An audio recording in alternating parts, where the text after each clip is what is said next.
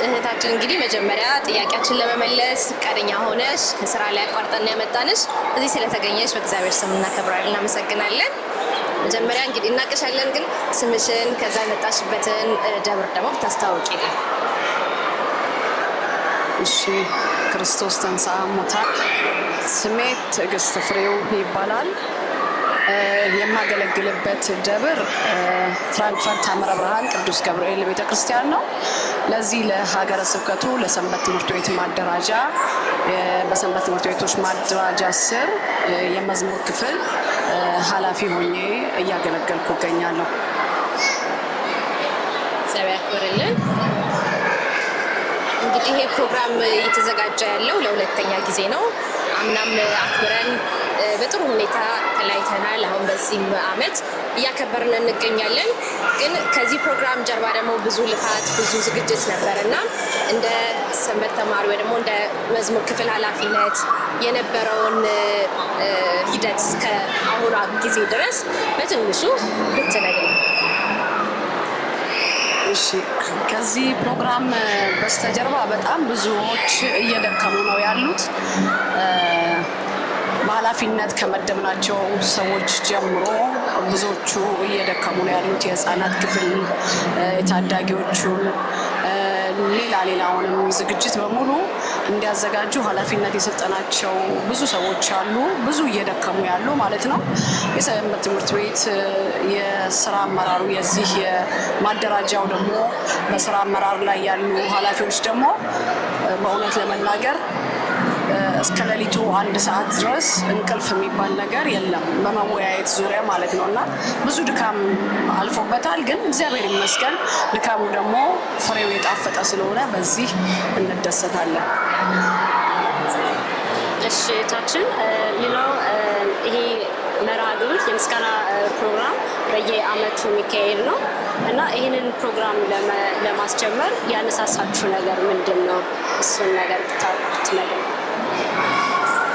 ይህ ፕሮግራም በዋናነት ያነሳሳን ህዝቡን ወይም ምዕመናኑን በተጨማሪ ደግሞ የሰንበት ትምህርት ቤት አባላቱን የማገናኘት የህብረት ጉባኤ የምናደርግበት ብለን ነው ያሰብነው።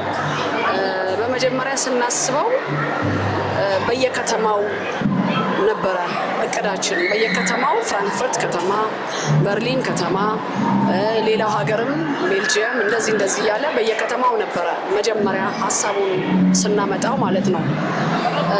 ከዚያ ያንን ሀሳብ ስናቀርብ አንድ አባት መላከ መንክራት ቀሲስ ጌታቸው በወቅቱ የሰንበት ትምህርት ቤት የማደራጃው ክፍል ኃላፊ ነበሩና እሳቸው አይ እንደው በየከተማው ከሚሆን እንደው ቢያንስ ይህን የመጀመሪያውን እንኳን ጉባኤ ፍራንክፈርት ላይ ብታደርጉት የተሻለ ነው የሚል ሀሳብ ሰጡ። እሳቸው በሰጡን ሀሳብ ቀጥታ በቃ ፍራንክፈርት እናድርገው ብለን በጣም የሚደንቀው የመጀመሪያውን ጉባኤ ፍራንክፈርት ላይ ስናደርገው እዚህ ሳይሆን አዳራሽ ነበር እየፈለግን የነበረው። አዳራሽ በመፈለግ ዙሪያ ወንድማችን ነብዩ ሰቀታ ያው በጣም ብዙ ለፍቷል አዳራሽ እንዲፈልግ። እሱንና ዶክተር ለማ ይፍራሸዋ እሳቸውን አዳራሽ እንዲፈልጉልን ነበረ መጀመሪያ ያነጋገር ነው። ነብዩ ግን ቀጥታ ከአዳራሹ ወደዚህ ብዙ አዘነበለና ይህንን እንትን አደረገልን ማለት ነውና በወቅቱ ወደ 14,000 ምናምን ነበር የተጠየቅነው። ግን በጣም ብዙ ታግሎ እስከ ግማሽ ድረስ አስቀነሰልን ማለት ነው ያለፈው አመት። ከዛ የመጀመሪያውን ጉባኤ እዚሁ ከተማ እንዲሆን እዚሁ ቤት እንዲሆን ተደረገ ማለት ነው። አሁን ቀጣዩን ለምን እዛው አናደርገውም በሚል የአሁኑንም አመት እዚህ አድርገነዋል። የሚገርመው ግን ይህንን ቀን የያዝነው የዛሬ አመት ለፕሮግራሙ ምስጋና ለማመስገን እዚህ መተን ነበረ እነሱን ለማመስገንና የዛን ቀን ይሄን ባዶ ቀን አየንና የስራ አመራር የሰንበት ትምህርት ቤት ማደራጃ የስራ አመራሩ ኃላፊዎችም የተወሰኑ ሰዎች መጥተን ይችን ቀን ያዝናት ማለት ነው። እግዚአብሔር የፈቀደው ነው የሆነው። ይህች ቀን ዛሬ ሆነች ማለት ነው። በጥሩ ሁኔታ እያለፈ ነው። ቀጣዩን ደግሞ እግዚአብሔር ያውቀዋል። ይህንን ነው የምለው። በጣም እናመሰግናለን። እንግዲህ ለምእመኑ የምታስተላልፊ መልእክት ካለሽ፣ እንደገና ደግሞ በሰንበት ትምህርት ቤቱ ለሁሉም በየዓመቱ እንዲካሄድ እንዲሁም እነሱም እንዲተጉ አብረው መልእክት የምታስተላልፊ ካለ? በዋናነት ይሄ መልእክት እውነት ለመናገር ትልቁ ነገር መሰረቱ ከዚህ በኋላ የዚህ ጉባኤ ዓላማና ዋናው ነገር በጀርመንና አካባቢው ሀገረ ስብከት የሰንበት ትምህርት ቤቶች ማደራጃ ስር የምንገኝ ኦርቶዶክሳውያን የምንገናኝበት ጉባኤ ነው። ሌላው ደግሞ ተተኪው ትውልድ፣ ቀጣዩ ትውልድ ይሄን የመሰለ ሃይማኖት እንዳለው እንዲህ የሚያስደስት ልዩ የሆነ ሃይማኖት እንዳለው የተለየ ኦርቶዶክስ የምትባለው ልዩ የሆነች ወርቅ የሆነች እምነት መሆኗን እነሱ ራሳቸው ወጣቶቹ ደስ ብላቸው ነው ስለዚህ ቦታ ላይ ለመገኘት እና ለነሱ ከዚህ በኋላ ለሚመጣው ትውልድ ይሄ መነሻ ቀጣዩን ትውልድ የማስተሳሰር የማገናኘት አንድነት።